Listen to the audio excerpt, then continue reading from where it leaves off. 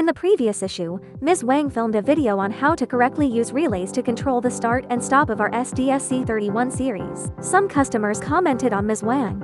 They are currently using the dual-channel external signal on or off control function, which requires 2 proximity switches for start or stop control. This has caused the controller's port C1 and C2 to be occupied, making it impossible to connect a relay to control the controller's start or stop. What should we do? In this case, we can simply use ports B1 and B2 on the controller's port B.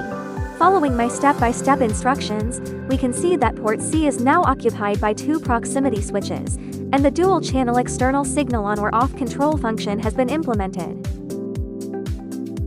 Now, connect the relay to the controller's ports B1 and B2. In the traditional SDVC 31 interface, press and hold the function and up or down arrow keys to enter the advanced function parameter settings page.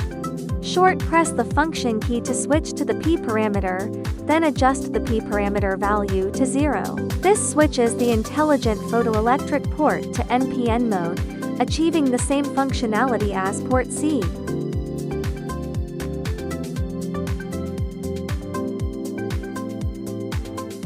This allows us to use port B to connect a relay for start or stop control. Let's connect an analog power supply to see the effect.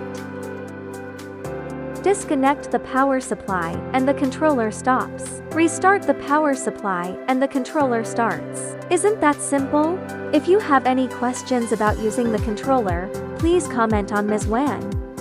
I will provide videos to answer each question, and you'll also have a chance to win a small gift. See you next time.